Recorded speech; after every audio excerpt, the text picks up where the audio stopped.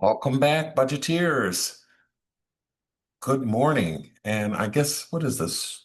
Tuesday? Yeah, it's Tuesday. Happy Tuesday. So this morning I woke up with a thought in my head. We have a whole suite of videos on budgeting, credit cards, money in, money out. We even talk about government shutdowns. We talk about some of everything on my page. And I had a lot of viewers who made a comment to me and said, "Hey, you know what? We know we need to budget. We know it's makes sense for our money and for our future and everything else like that, but we just don't. We can't. It's just, it's easier just to think about it in our head." And I said, "You know what? That's real school. That's how people do it, right? They're not rolling out the fancy spreadsheets or pulling out even the piece of paper. They write it down on a piece of paper. They're going to lose it in the next 10 days, right?"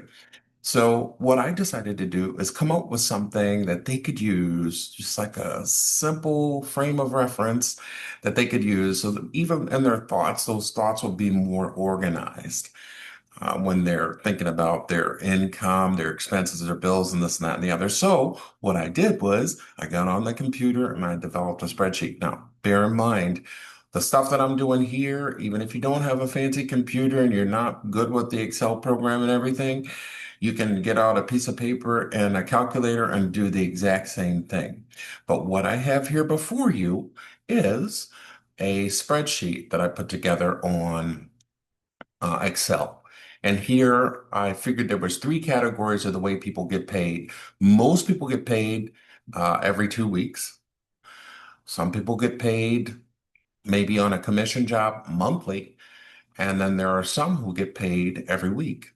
So I did a little bit of a breakdown to say, okay, how does a person get paid? And we're not talking about benefits or taxes and all this other stuff. We're talking about actual bring home money because that's the money we get to use when it comes time to taking care of our responsibilities. That other stuff gets handled by April 15th, tax time. So I'm going to use the example of 2 weeks because it's the most popular way. Let's say a person brings in 1,500 for 2 weeks. So it calculates me with $3,000 a month. So $3,000 a month is our monthly income, this amount of money we have to do things with. Now, let's go into the section where it has the breakdowns of the needs, the wants, and the savings, because one of the most popular things on the street right now is this 50, 30, 20 stuff. Everybody's talking about it. I'm surprised you haven't heard about it already.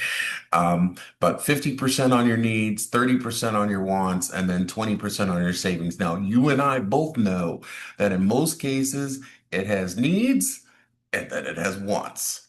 If it's not something you have to spend it on, then it falls into that other really, really, really big wallet where you spend out of that. You spend on vacations, you spend at the bar, you spend at the coffee shop, you spend everywhere. What I want to get you to do is change that way of thinking to organize it into the three separate buckets. So let's take this 3,000 that we have monthly and let's add it to that column. Automatically, what you'll see is it breaks it down. So starting with those needs, say 50% of those needs is 1,500. That's the amount that you're supposed to be living on.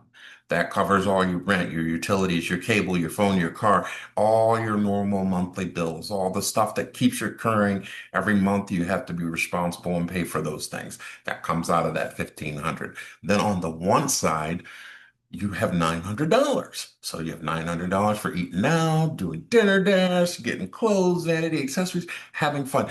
This is the most important thing when it comes to budgeting and bills is that you're using your money, you're experiencing the fruit of your labor, you're going out, you're having drinks, you're making that fun. It's not about working to work, it's working to live. So you got to do the living part, right?